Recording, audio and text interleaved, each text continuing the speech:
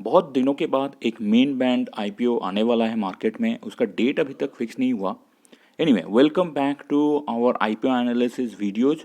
तो आज हम लोग ऐसे ही एक आईपीओ का एनालिसिस करेंगे।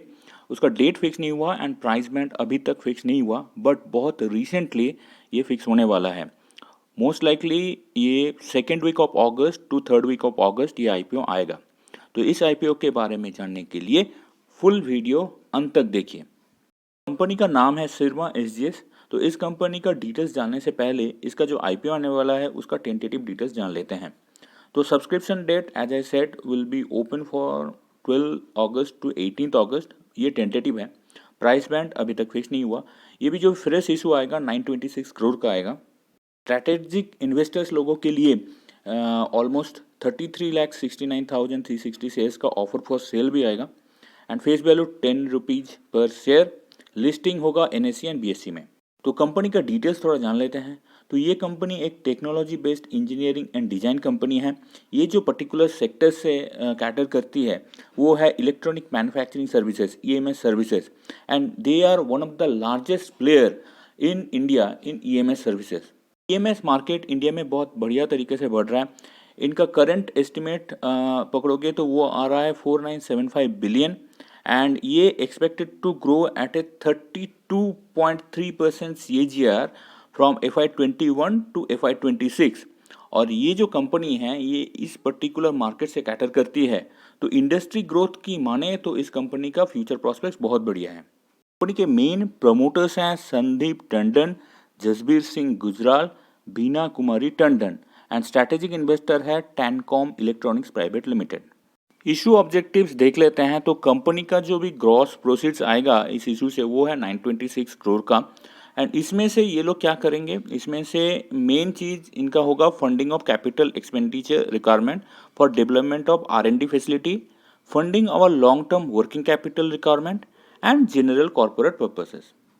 आउटस्टैंडिंग लिटिगेशन की माने तो कंपनी के अगेंस्ट में ऑलमोस्ट 7 करोड़ का लिटिगेशन केस चल रहा है, but compare to their financial 7 crore is not that a huge amount.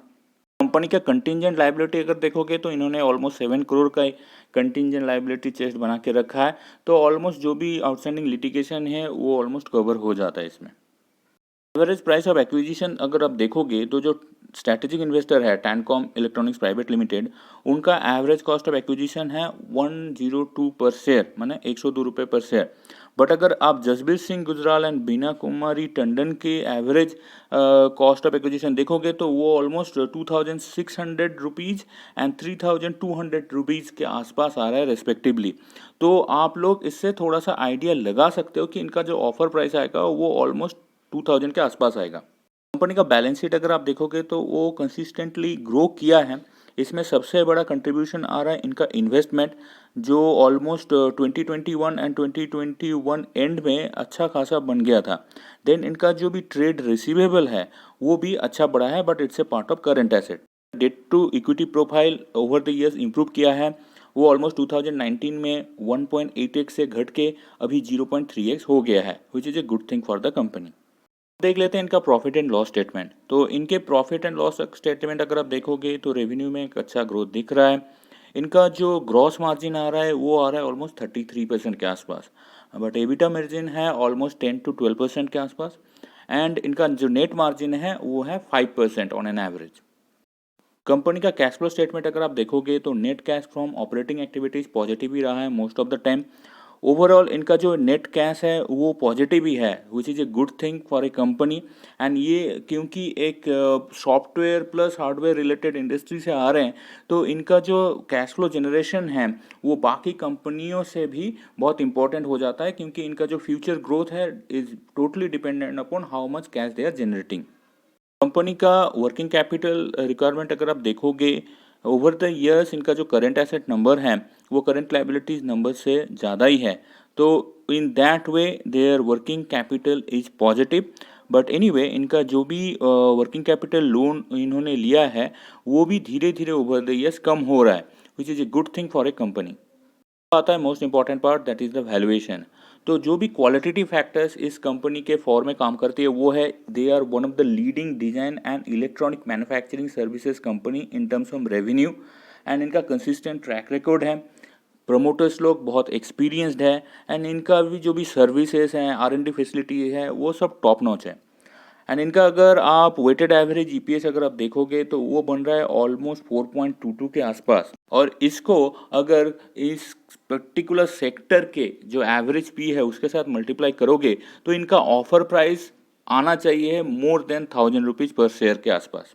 Company का नैब अभी बन रहा है 38 रुपीज़, एंड इस कंपनी का पीयर वैल्यूएशन अगर आप देखोगे तो एग्जैक्ट कंपैरिजन आपको नहीं मिलेगा, क्योंकि कंपनी का जो भी साइज है वो उनके जो पीएस हैं उनसे बहुत छोटे हैं। बट इन एनी वे इस कंपनी को अगर आप पीएस का जो भी मल्टीपल पे ट्रेड कर रहे हैं उसके साथ इनका जो ट्रेलिंग EPS है वो मल्टीप्लाई करेंगे तो प्राइस रेंज एक 500 टू 1000 के आसपास बन रहा है।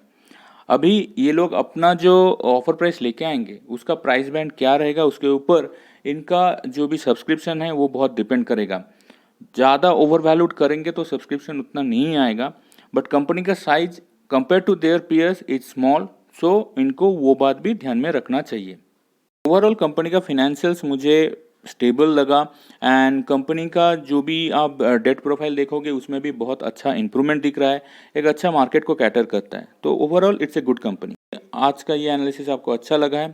Thanks for watching, keep learning.